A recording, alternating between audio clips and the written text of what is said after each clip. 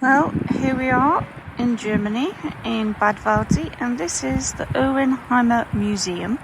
Doug's just paying the taxi, hopefully. We'd only got a large note and his card machine didn't seem to be working too well. But yeah, it's snowing. I don't know whether you can see that on film. It is bitterly cold. But yeah, we thought we'd kill a few hours while our van is in the garage. We dropped her off this morning at 7:30, I think it was in the end. And yeah, a young woman came and just nimbly drove it around the car park, which was absolutely crammed full of vans, without any bother whatsoever. Made me feel really inferior. But yeah, so we thought we've got a whole day to kill while the screen is replaced, not repaired. Taking it out and obviously putting the new glass in, it has to have time to dry, so they have to keep it overnight. She also offered to replace the door catch which holds the door open, because as you may remember if you're a regular viewer, it got knocked off very, very long time ago and we still haven't replaced it. So yeah, so she's hopefully going to find us one of those as well. But I will show you around the Heimer garage tomorrow because it was amazing.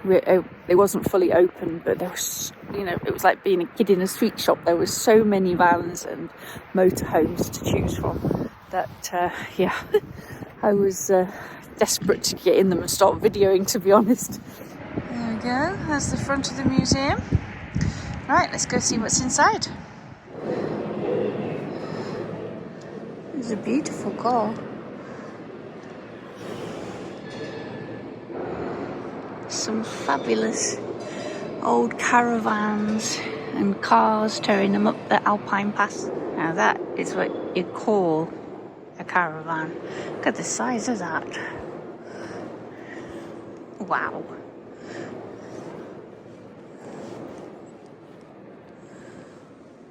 Gosh. It's got a winged back chair. And a double bed. And a proper wardrobe.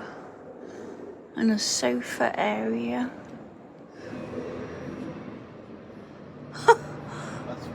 Wow, a sink and a sort of shower head over the top there, and taps at the bottom, a little bucket to catch the water.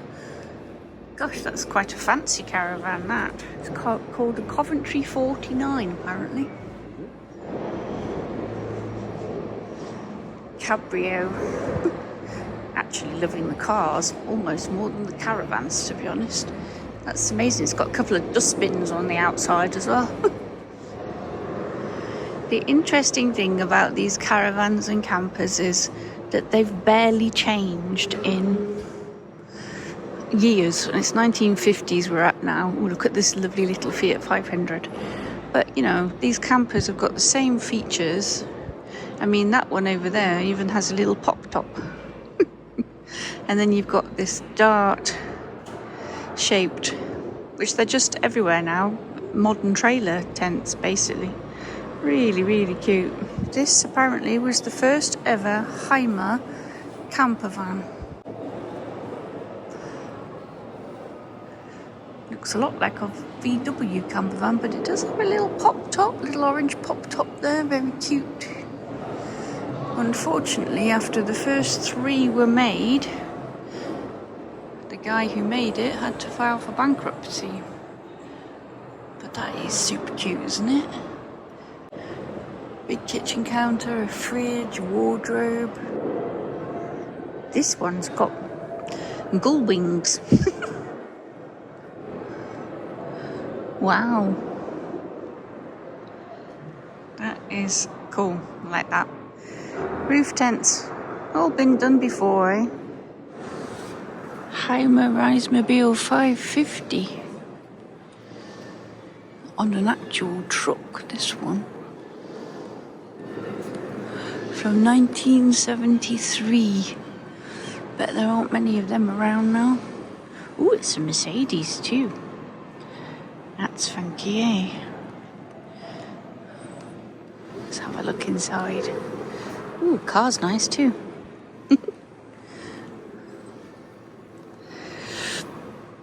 Oh yes, big lounge. Big driving seat, very cosy. Big table too. And a huge kitchen. And I think there must be a bed in the back there, but I can't see it from here. It's quite spacious, that. Lots of cupboards and a skylight above, and two at the front. Oh yeah, big bed at the back there.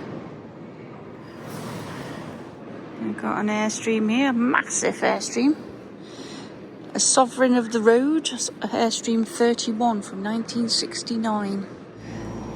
This one's from 1981, the Heimermobile 660D. And I know that there's still a few of these on the road. Wow, it's even got the beige and brown Draylon inside it.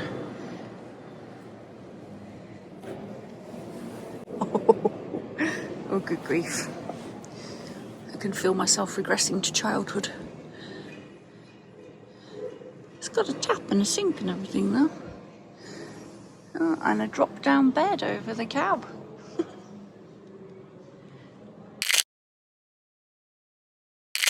There is so much to see in the museum. It's well worth a visit if you're in the area. Right, time for a spot of lunch before heading back to the hotel, where they oddly still had the Christmas decorations up in February.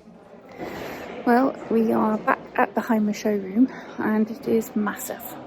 Every single brand that they do, Habiba caravans, the motorhomes, etc., all in one place. Deathlefts, you name it, it's here. It's a sweetie shop, basically, of motorhomes.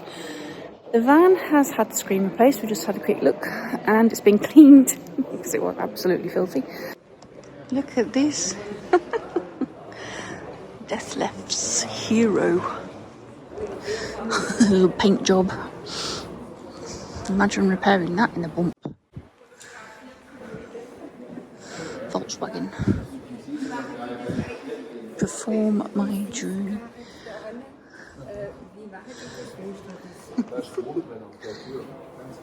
What a beautiful colour that is.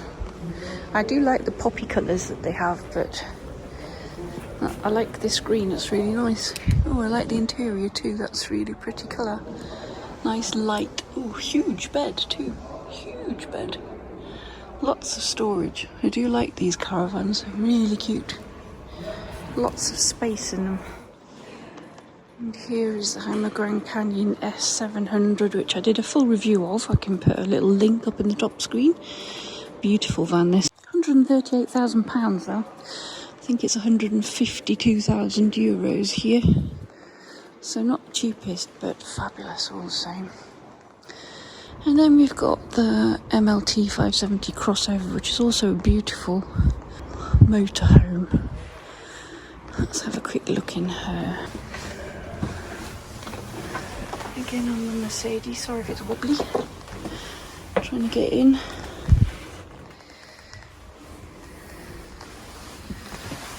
Rear bed in this one with infill cushion, so you can make a nice big deep bed. Not very long seemingly. Maybe the 580 gives you a bit of extra length. Bench seat toilet. Swinged out shower. The screen swings out here to make your toilet protected and closes out to make a proper shower cubicle. I do like them. The ML 580s, very similar, just slightly bigger. Sneesman Bischoff Clow line. It's a nice big garage. Look at that, beautiful. This one is open, so let's have a quick look in this one. This one retails at 225.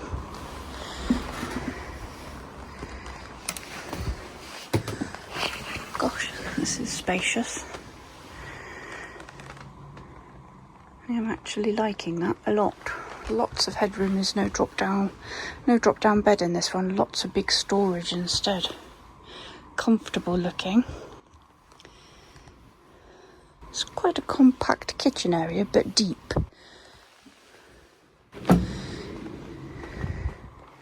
Obviously this is German spec, no cooker, but fabulous, fabulous big deep drawers. Look at them. Wow. Corian worktops. push catchers. Oh, coffee pod area.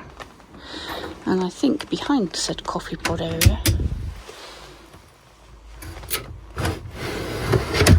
is a thing for your Nespresso coffee maker. Wonderful. And a gas hob. 3-burner gas hob. You've got your toaster grill, fridge, freezer. Little step up into the ensuite. Nice shower room. Fabulous big shower. Loving that. Oh, and look at this etched glass, illuminated. Probably perspex, but looks amazing. I'm assuming in there we have a closable, yep, and we have the toilet with a radiator, big cupboards over the top, premium quality. Look at screaming quality at me anyway.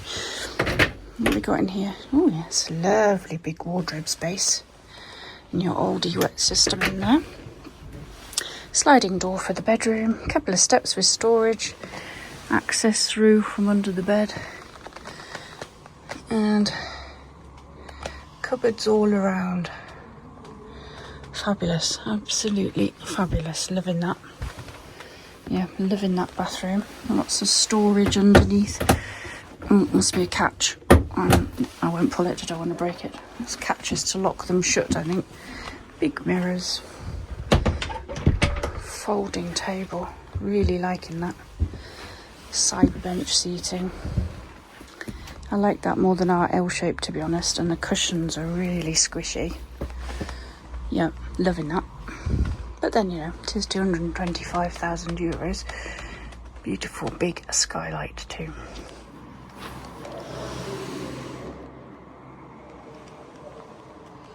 Beautiful, really love that. Carbon fibre effect on the wing mirrors.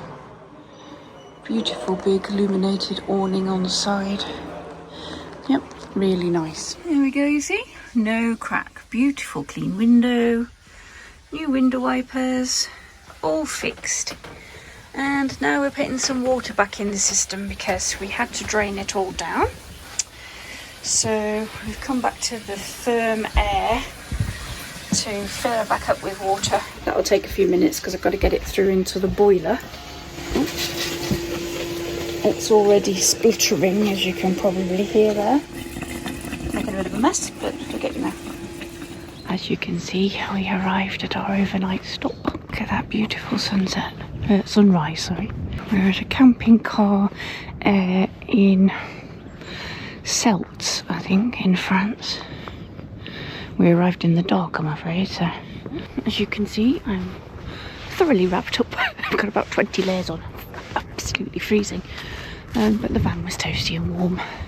There is electric hookup at camping car, which is included in the cost, and I think today's one is 12 euros for the night, including electricity, which is not too bad considering we've been using the electricity for the heating.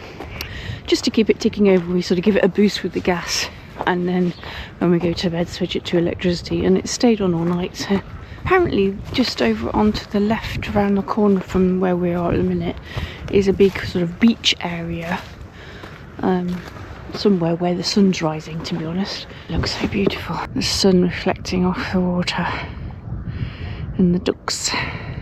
Just thought I'd come out and have a look where we were, because we were, as I say, we arrived in the dark, so it's really hard to tell where you've ended up, but it was really quiet. So today, yes, I say, is going to be a really big driving day because we are just past Karlsruhe and we have to get to Calais, and we've got today and a little bit of tomorrow morning to get there, so we should do it, but it's going to be a long, tiring day. So good not to see a big huge crack in the windscreen, and it's so clean. And the garage even gave us replacement 3M stickers for our go box holder and stuff, and they cleaned the van, which is even more impressive. Right, we are back on the road again. We've just popped into Carrefour and stocked up on some food, got a ready cooked chicken and things like that. It's a relatively nice, warmish day, sun shining, not raining, not foggy. A nice clear view through the fabulously repaired windscreen. So we are in Germany now and heading towards Ypres. So speak to you later. Bye for now. Right, well, there's been, as usual, a change of plan. We were heading for Ypres, and then we decided that we were making such good progress that we would head closer to Calais. So then we were going to go to Dunkirk, and the camping car area I was heading for at the very last minute said it was full, which is the danger when you're getting into the afternoon. They tend to fill up fairly quickly, especially close to Calais port. So yes, we were making such good time. I think it was about 4 o'clock we decided we'd just come to the tunnel and see if there was a train available. So I had a quick look online and managed to get a 7:20 tunnel booking. And actually we got here in plenty of time. It's only now 10 to 6 and they're putting us on the 6:20 train, so that's even better. So I then got a last minute booking at Black Horse Farm in Folkestone, so we won't have to get up early and rush about in the morning. So that's amazing. After all that months of panicking that, you know, it's such a long journey, such a long way, but, you know, it's all turned out brilliantly, better than I could ever have planned. We've got a new screen, we got all the way to Germany and all the way back in just under a week. Obviously we didn't get to see an awful lot, but I will put all the links to all the airs and places that we stayed, so that if you need to go there for any reason, or you might be doing just a more leisurely pace for holidays and things like that, then the information will be there for you. So all that's left to do now is get on the tunnel, and then we will be back into the UK. The sun sets on another adventure. So today we have basically gone France, Germany, Luxembourg, Belgium, and back into France. And by the time we finish, we'll be back in the UK, all in one day. This is the bit that would make me nervous, getting such a big long vehicle on here, but Doug always makes it look easy. So we hope you've enjoyed this video. If you have, don't forget to give me a thumbs up and subscribe if you haven't already. It does help the channel. So from me and Doug, thanks for watching. See you next time.